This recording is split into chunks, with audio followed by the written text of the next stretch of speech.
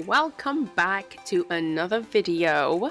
So today I'm going to be sculpting lovely gel extensions using the manicure company Clear Builder Gel, and I will be using the base coat which I just showed you a second ago.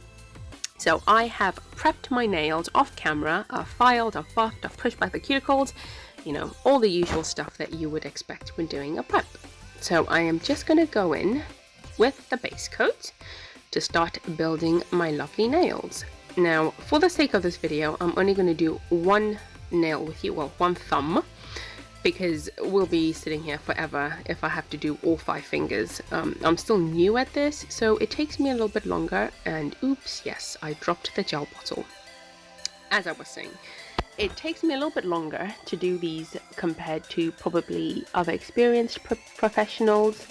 I'm still learning, so I'm taking my time, I'm getting used to it. I'll get there eventually. I guess, you know, as I say, we all have to start from somewhere.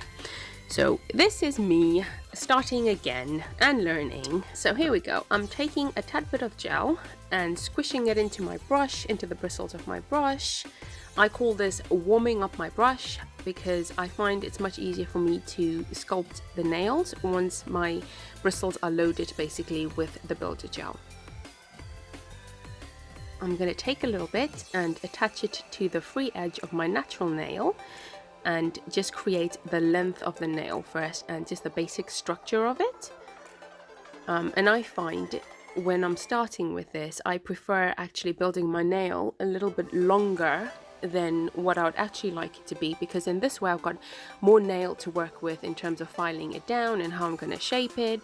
It's better to create a longer nail, so like I said, you can file it down to any way you want, then rather than having your nail too short and then you don't have a lot of room to play with. So yes, that's my little tip. Have your nail a little bit longer than what you actually want it to be, then that way you can file it down to size, and that, yeah, it just makes it easier, I guess. Well, for me it does anyway. These are my pinching tools, little tweezers. I'm going to use this to create the C curve. Basically, I flash cured the nails for about 10 seconds, and yeah, you just pinch with your pinching tools for another 10 seconds, so you create a nice lovely C curve which gives strength and structure to the nails. And here what you see me basically doing is just applying what I call like a wetting layer. Basically when you apply like the bigger blob of gel, like what I'm about to do now, it moves a lot easier when it's already got like another gel surface, a wetter gel surface to adhere itself to. So I'm just being really careful around the cuticles. I don't want to flood the cuticles. And once I've placed the gel down, it's just basically walking it down the length of the nail. And gel is lovely to work with because it's self-leveling. You don't have to do too much to it. You know, you just put it down where you want it to, and because I've got that wetting layer on there, it basically knows where the other gel is and kind of finds its way to the other gel, if that makes sense. It's like working with magnets almost, but not quite like that. Now I'm just basically building up a nice lovely apex, which is a nice curve of the nail. Yeah, this is I've turned my nail upside down just to help gravity pull the gel down. Again, this just creates that lovely apex at the top. So although it looks quite funny right now, but you know, once it's cured and the gel is where I need it to be, then it looks a whole lot better. So I'm just faffing around trying to get my gel into the middle. Nice lovely hump of product in the middle there. And once this is done and I'm happy with it, I'm going to cure it for 60 seconds in my lamp. There we go, I'm just turning it around upside down again, letting gravity do the work for me. So here's all of my 5 fingers, all done and sculpted. They look a little bit crazy, but you know, once I've filed them and, you know, shaped them how I want them to be, they look a whole lot better. But I just love how clear this gel is. You know, they're like glass nails. So I'm just going to do my filing and shaping off camera, and yay, we're back. Look, all 10 fingers done, although I've only done the 5 for the purpose of this video. So I'm gonna go in with these three colors which I unboxed in my last video, and I'm gonna use Dancing Cinderella, Afternoon Tea, and First Love. So for the grey knitted jumper effect, I'm gonna use these two, which is Dancing Cinderella and Afternoon Tea, and then I will use First Love for the other nails. So I'm gonna go in with the base coat first and apply that to all 5 fingers, as you see me doing now. I have to admit, it's quite tricky when you're doing this on camera. You just don't know how to position your hands or your fingers or what your rest of the body should be doing, but I'm sure I'll find my groove eventually once I've done this long enough. So I'm just making sure I get a good amount of base coat on all of the nails, not forgetting to cap them as I go along. Although I just said not, getting a good amount of base coat on there, you don't want to apply it too thick either, because otherwise then the thickness of your nails changes obviously, and you want them nice and thin around the free edge. Okay, I'm going to cure this for 60 seconds. There we go. All nice and cured. So like I said, this one is called First Love. I'm going to be doing this on my thumb, which I've done already, and my pointer finger and my little finger.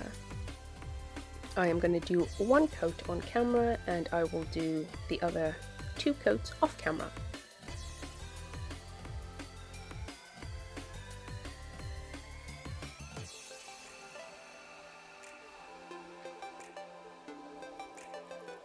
There we go. We're going to do my little pinky now.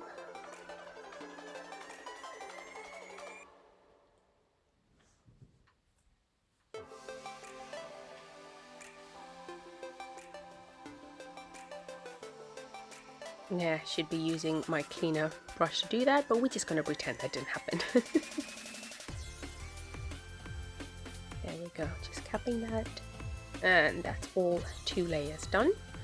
And I'm going to go in. So between the 2 greys, I think this one was the darker color. And that's my daughter sneezing in the background. She's sitting with me as I'm doing this video. So there we go. This one was the darker color of the 2 greys. I'm going to use that as the base coat. Not really a base coat, but as a base color.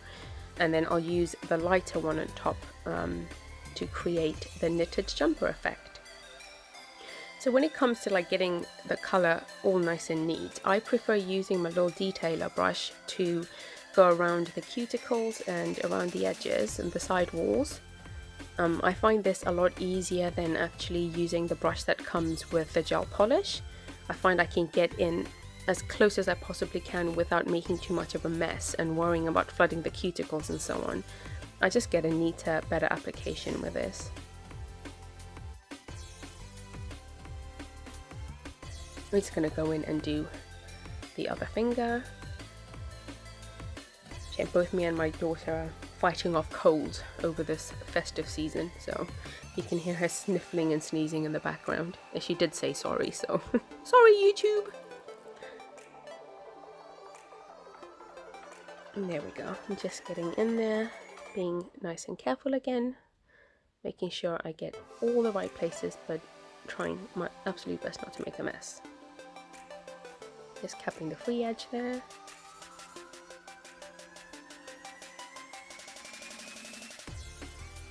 There we go, and that's all 2 coats done of both of the colors, cured. Now this is just like the backing paper that comes with my nail forms and my lovely pink detailer brush you've seen me using already.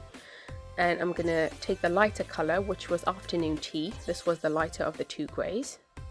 It's gonna blob a little bit on the backing paper. I can use that as my little palette. I've got a palette coming in the post, so you'll see that in one of my videos coming up soon. So I'm just going to start creating the lines for my jumper effect nails. And for this I find it quite, I found that it was easier to have quite a lot of gel saturated at the tip of the bristles, because you need this to be quite raised.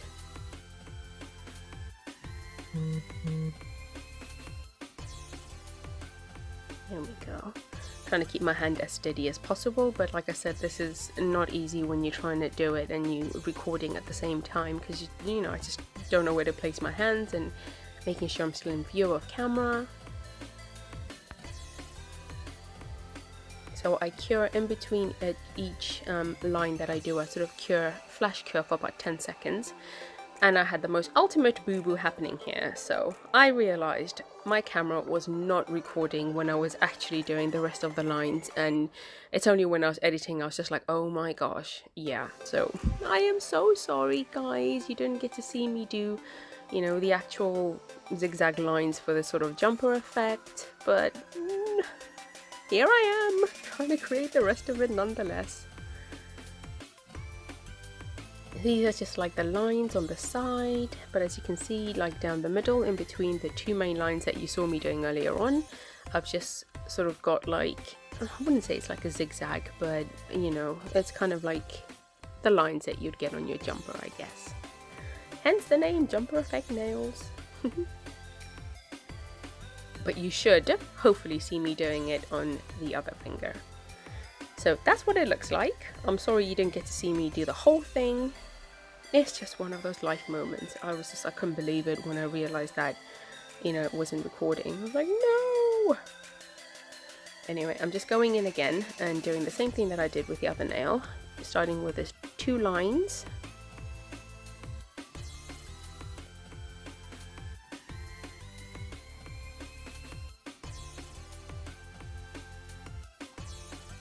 And the other side. Again, like I said, this was quite awkward for me. So just to know where to place my hands. So if you've got any suggestions of how I can have my hands to make doing, you know, things like this much easier on camera, please let me know down below. Help a sister out.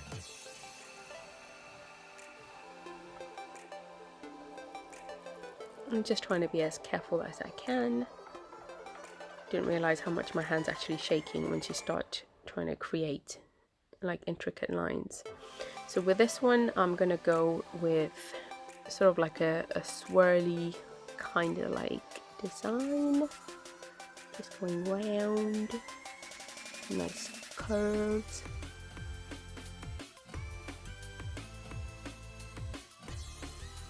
There we go. I'm just going over it again so that it's a little bit raised.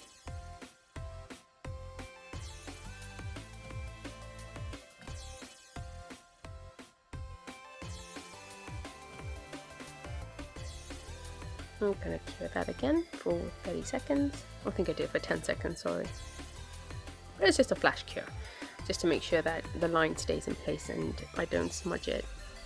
And then I'm just going to go in with the other side. Create the swirls with a little, I don't know, pattern for the other side.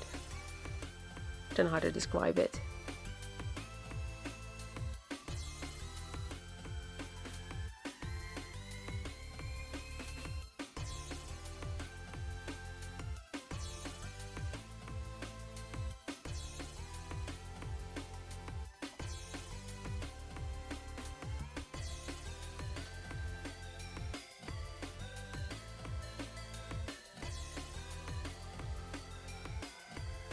Here we go.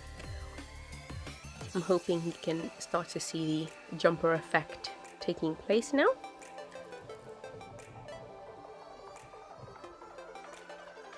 And then again, just doing some lines on the side. And there's me not knowing how to hold my finger again.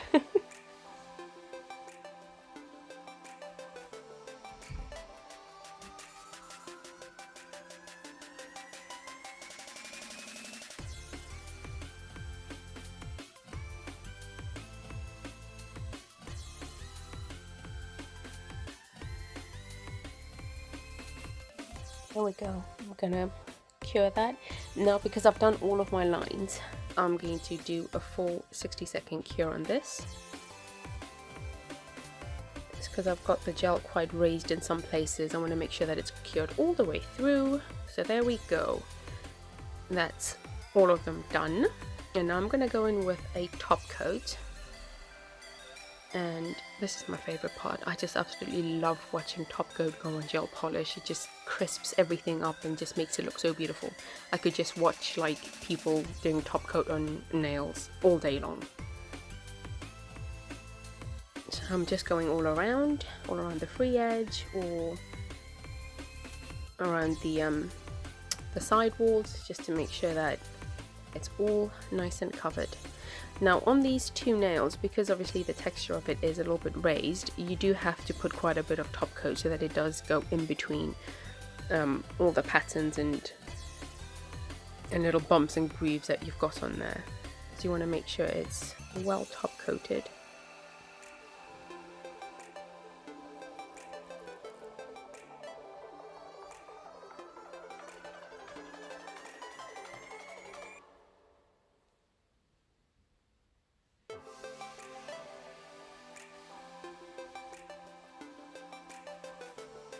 See, I'm going off camera there a bit.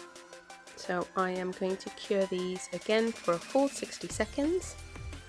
Now, after I did these nails, I actually went back and I tried something a little bit different.